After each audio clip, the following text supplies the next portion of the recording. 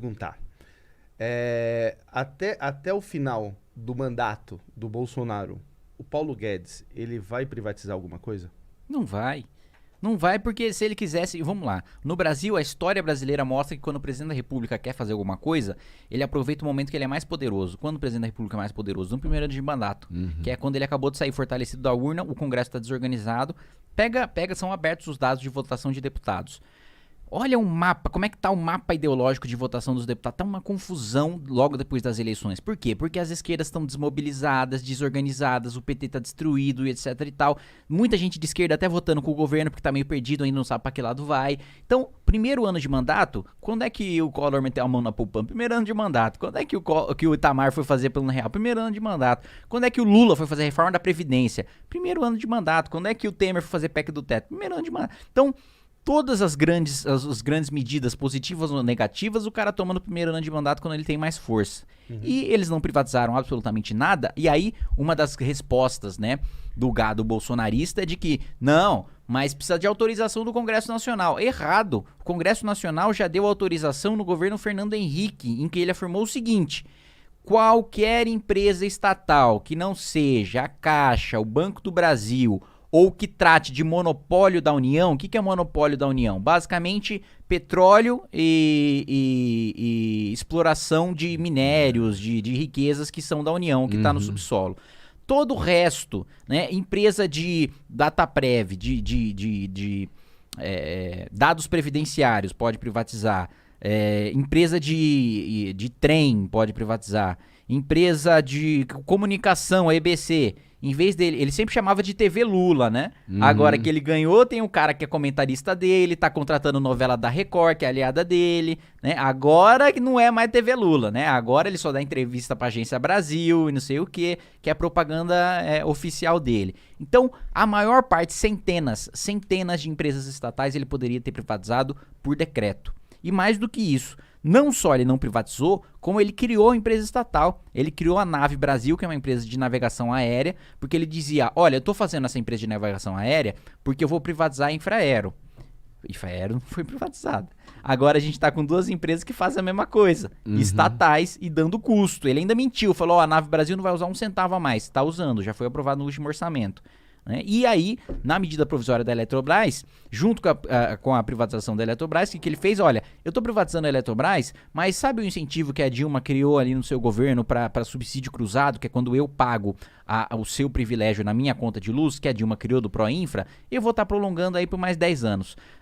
Termoelétrica, queimar combustível para gerar energia, eu vou obrigar os estados a construírem ali no investimento de 30 bilhões de reais.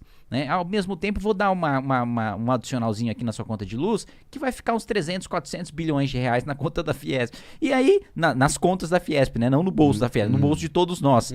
E aí, no final das contas, ficou mais caro do que não privatizar, porque ele colocou tanta coisa que a gente chama de jabuti, né? Sim. Que é o velho ditado que jabuti não dá em árvore, né? Ou foi enchente ou foi mão de gente. E não foi um jabuti que Paulo Guedes colocou na medida provisória da Eletrobras, foram todas as tartarugas ninja juntas ao mesmo tempo, né, com o esteroide de Godzilla. E é isso que foi aprovado até agora de privatização, ou seja, mais estatização do que privatização. E como é que você vê o caminhamento da CPI que está rolando agora, sobre as vacinas, etc., lá sobre o Ministério da Saúde? Acho que cada vez mais se aproxima do Bolsonaro, né? As negociações, o fato de logo depois da negociação da Covaxin, o Flávio Bolsonaro ter comprado a mansão, sem ter renda para sequer fazer a manutenção daquela mansão, dele também ter dele ter negado, né? Ele negou a Pfizer, negou a Johnson, negou a Coronavac e foi negociar a Covaxin e a AstraZeneca, que tinham sujeito da Precisa. E essas duas, por que ele estava dando prioridade se as outras estavam mais baratas e disponíveis antes? Por que ele atrasou? Aí a nova desculpa do Ministério da Saúde não deu para abrir o e-mail da Pfizer porque tinha um vírus no computador. Meu amigo, você tá no meio de uma pandemia. Sim. Um monte de gente morrendo. Desculpa, a porra da Pfizer te mandam um e-mail no meio da pandemia falando, meu amigo, eu quero que você... O Brasil é sempre top 1 de vacinação, tem o melhor sistema de vacinação do mundo. Isso é fato. Isso é importante as pessoas saberem, né? Às vezes a gente tem um síndrome de vira-lata, mas não é. a gente tem o melhor sistema de vacinação do mundo. A gente foi número 1 em vacinação na última epidemia, que foi H1N1. A Pfizer fala, eu quero que você seja a vitrine do meu produto. Não tá, a Pfizer não tá, é uma empresa privada, ela queria o lucro. Não, ela queria o lucro, mas com a gente ela queria vitrine. Queria que a gente usasse e aplicasse logo as vacinas desde dezembro do ano passado, que era onde está a vacinação avançada hoje. Você vê o e-mail, tem um vírus, você não consegue abrir o e-mail. Parem as máquinas, gente. Ô, caralho, que não tô conseguindo abrir porque tem um vírus aqui no computador. Pega um Avast ali, uns Kaspersky, sei lá, qualquer coisa aí e abre. Chama o oriental. Chama o cara do TI lá, o japonês do TI, soluciona, chama o ministro, chama o, sei lá, o Martin Luther King aqui, faz alguma coisa aqui, chama o Gandhi, faz alguma coisa. Não. Fazer o quê? Vamos esperar 8 meses pra eu conseguir abrir o e-mail e... não cola um negócio desses. Desculpa, até deu uma mini quebra de decoro aqui, mas aqui é um negócio muito... Descabido. Não, é que você é muito elegante. Demais. Ô Kim, você também falou recentemente sobre uma questão de sócias bilionárias que recebem pensão. Não, sócias bilionárias, então o sujeito, primeiro que já era uma imoralidade, não deveria sequer existir isso, né? Do negócio de filha solteira, passou dos 18 anos, pô, aí arrumar emprego, vai trabalhar. Buscar seus caminhos, e aí tem, mesmo assim com a lei permitindo as solteiras, o que elas faziam na prática, né? Aí tem casos emblemáticos. Sem casar-se e tal. Sem não casava no papel, mas continuava com o que é ilegal. Por que é ilegal? Tá mentindo, porque você tá mentindo, né? E ainda que você não esteja casado de direito, você tá casado de fato. Você a união estável. É a união estável, exatamente. E aí você recebendo isso irregular. Aí recentemente o Ministério da Defesa estava muito resistente e é uma dificuldade lidar com os ministérios. Eu tô na comissão de fiscalização agora. Tudo é uma caixa preta, né? O governo Bolsonaro vem falar que não tem mais lava-jato porque não tem mais corrupção no governo. Acabei com a corrupção no governo. Tudo é uma dificuldade de você abrir, de você auditar. São meses de demora, de burocracia, de enrolação. Recentemente eu consegui aprovar um projeto de fiscalização de auditoria no cartão corporativo do presidente da República, porque os gastos dispararam com o Bolsonaro.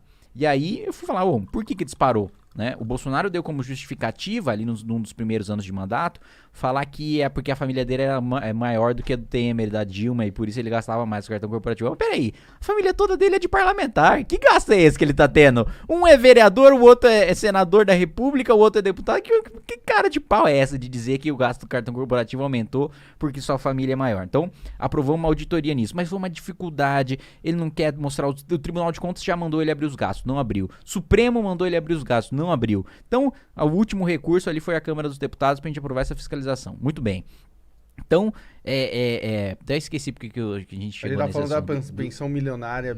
Pensão bilionária. Aí, finalmente, o Ministério da Defesa, depois de meses, resolveu, depois de decisão do TCU, do Supremo também, abrir os dados de quem recebe.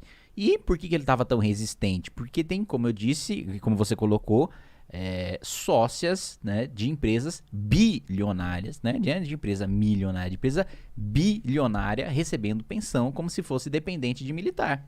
Então, bilionários. Assim, eu não consigo entrar no racional de uma pessoa. Não, eu também estou com dificuldade de concatenar. Eu entendo, sei lá, um cara que eu, óbvio, discordo e repudio, mas eu entendo um cara que sai pra, sei lá, assaltar pra comprar alguma coisa pra família comer e tal, né? Agora, sobrevivência. Agora, não tô passando pano, não acho que o cara acho que o cara sempre tem outra alternativa, mas eu entendo o racional por trás. O desespero. Agora, eu não entendo o racional por trás de cometer uma imoralidade assim tão barata, né? Como uma pessoa é tão mesquinha a ponto de receber um dinheiro público que, por ser público, é limitado, ali a cobertura é curta, você poderia estar financiando outras áreas, etc. Você é bilionário, cara. Não faz diferença. Eu não deveria fazer, pelo menos, diferença. Mas é difícil de eu entender, por exemplo, o que você fala, fulano é bilionário e recebe benefícios.